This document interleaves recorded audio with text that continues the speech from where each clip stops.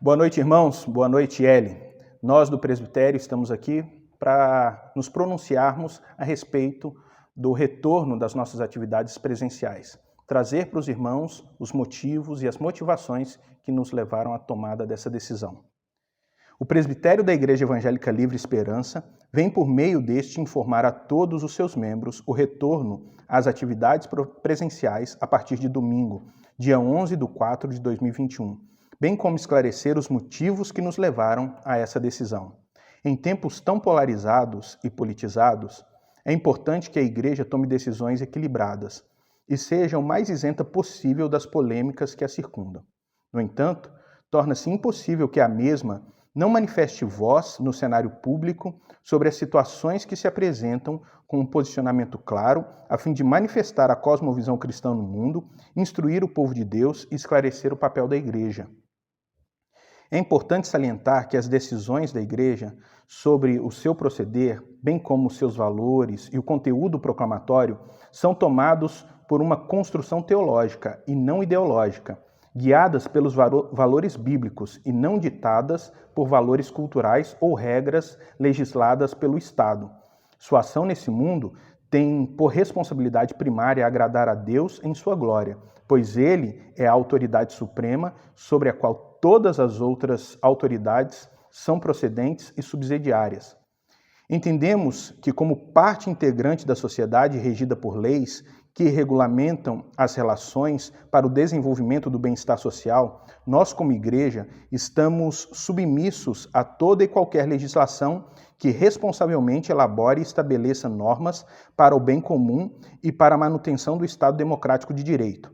Enquanto essas não ferirem os princípios do direito à vida, da liberdade constitucional e da santificação do nome de Deus, como Igreja nos sujeitamos, entendendo que o Estado, no seu papel de autoridade, concedidos pelo próprio Deus, está cumprindo o seu dever e por isso devemos nos colocar como exemplos no mundo, glorificando a Deus como cidadãos da grande nação brasileira. Esclarecemos que, por consciência bíblica, fundamentados na sã doutrina e no temor a Deus, e tão somente por isso, é que construímos nossas decisões, desconsiderando qualquer sentimento político partidário ou qualquer ideologia política como fundamento ou balizador para a ação da Igreja. Entendemos que a Igreja tem um papel singular e, por isso, nenhuma outra instituição pode usurpar o papel a ela atribuído por Cristo. Devido a essa singularidade, entendemos que a atuação da Igreja no mundo pré-pandemia, durante a pandemia e pós-pandemia foi, é e continuará sendo essencial, pois ela opera em questões e áreas do ser humano que nenhuma outra instituição ou saber científico pode tratar. Além das áreas de exclusividade, a Igreja coopera com as outras instituições no desenvolvimento do bem-estar social e humano, com a assistência social, alimentando o faminto, resgatando os dependentes, cuidando do órfão, acolhendo os desabrigados, dentre outras ações de cunho assistencial que as igrejas brasileiras desenvolvem. A Igreja também apoia e promove a educação, fundando escolas, faculdades e universidades por todo o país, possibilitando o acesso ao conhecimento e o amadurecimento da nação, por meio da formação de indivíduos capacitados nas mais diversas áreas do conhecimento. A Igreja apoia a sociedade promovendo a despoluição moral e combatendo a degradação humana, reorientando pessoas com desvios éticos, morais e sociais e reconduzindo as mesmas ao convívio social equilibrado, diminuindo a violência e mitigando o colapso social gradativo. A Igreja leva esperança, amor e cuidado físico, emocional e espiritual, agindo como instrumento terapêutico que apoia o ser humano nas suas questões pessoais. Essas são algumas dentre outras tantas atividades executadas pela Igreja em apoio ao Estado e outras instituições que têm a finalidade de promover o bem-estar social. Durante todo o período de pandemia, agimos de forma coerente, com as determinações legais advindas do Poder Executivo. E continuamos agindo em conformidade com o decreto municipal do prefeito de Cascavel. Atuamos com responsabilidade, observando com rigor as medidas sanitárias exigidas para que nossa comunidade estivesse sendo atendida e prestando seu culto público. Portanto, o que nos leva ao retorno do culto presencial é, em primeiro lugar, a consciência de que fizemos sempre o melhor com a finalidade de contribuir para o enfrentamento da pandemia da Covid-19, com decisões refletidas e ponderadas, sempre respaldados pela lei e orientados pelos decretos do Executivo Municipal de Cascavel. Em segundo, o entendimento de que a atuação da Igreja contribui como serviço essencial para tratar a vida humana em áreas que nenhuma outra instituição poderá operar e por mais que a Igreja possa tentar fazer o seu papel de forma virtual e esse minimize os danos do distanciamento, essa não é a forma ideal. Em terceiro lugar, a convicção de que é dever da Igreja cumprir o seu papel de sinal do reino de Deus sobre a terra e sua responsabilidade de contribuir com o cuidado do ser humano de forma integral. Para isso, podemos observar a história da atuação da Igreja em momentos de enfrentamento de crises epidemiológicas.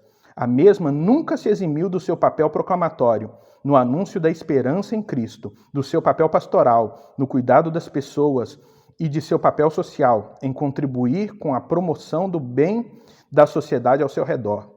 A realidade da fé cristã, em quarto lugar, a realidade da fé cristã como sendo experimentada em duas dimensões, a pessoal e privada e comunitária e pública. A primeira, o indivíduo abastece a sua fé por meio de práticas pessoais e comuns a todo cristão na sua pessoalidade. Na segunda, a comunidade se reúne para ter sua vida espiritual fortalecida por meio de relacionamentos e exposição pública da palavra de Deus, bem como o canto e o louvor congregacional e na sua proclamação evangelística ao mundo sobre o amor por Deus em santa celebração solene. Estas duas dimensões são indivisíveis na fé cristã e qualquer uma que seja preterida intencionalmente causa danos à espiritualidade e ao exercício da fé do crente em Jesus Cristo, por negar essa dupla dimensão espiritual nas quais o cristão transita. Fique aqui registrado também o nosso repúdio. Em primeiro lugar, aos argumentos manchados por ideologias de direita ou esquerda sobre o papel da Igreja, que não se fundamentam em uma perspectiva bíblica e histórica e que apenas servem para prejudicar o testemunho público do cristianismo. Em segundo lugar, aos excessos dos poderes públicos que ultrapassam a fina linha entre a prevenção e o desmando, entre a autoridade e o despotismo, entre o bom senso e o autoritarismo, querendo arbitrar sobre aspectos que fogem ao seu espaço de atuação. Que sejam respeitados os direitos constitucionais, as esferas de atuação que dividem Igreja e Estado. Aos que irresponsavelmente negam a gravidade da pandemia e aos que irresponsavelmente diminuem a gravidade da crise econômica como desdobramento da pandemia. Aos agentes políticos de carreira ou apenas militantes que se utilizam da crise para se autopromover ou para alavancar a popularidade de suas ideologias, muitas vezes valendo-se de argumentos supostamente cristãos e, portando-se com aparente piedade, mas desconectados dos valores postulados na sã doutrina, no amor evangélico e na piedade atuante. Por fim, repudiamos toda e qualquer intenção e atuação da Igreja que não vise o cumprimento do seu papel de sinal do reino de Deus e que manifeste em seus atos interesses particulares, financeiros, políticos, partidários ou ideológicos contrários ao Evangelho de Jesus. A Igreja é lugar para todos aqueles que encontram em Deus a satisfação dos seus anseios mais profundos. Por isso, respeitando a consciência de cada cada qual tome sua decisão sobre sua participação no culto público presencial ou se permanecerá cultuando de forma virtual até que a sua consciência o libere para o retorno. Somos todos irmãos em Cristo e servimos a um único propósito, a glória de Deus na terra. Independente da sua decisão, tome-a para a glória de Deus. Assim, quer vocês comam, bebam ou façam qualquer outra coisa, façam tudo para a glória de Deus. Paulo, apóstolo, escrevendo em 1 Coríntios, no capítulo 10, o versículo de número 31.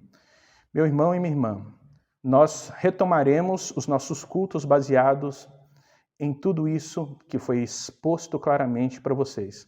E convidamos você que tem a consciência tranquila para retomar o seu culto público e presencial em serviço e adoração a Deus. Nós estaremos aqui no próximo domingo para servi-los e para juntos servirmos a Deus em santo culto solene. Que Deus abençoe a sua vida.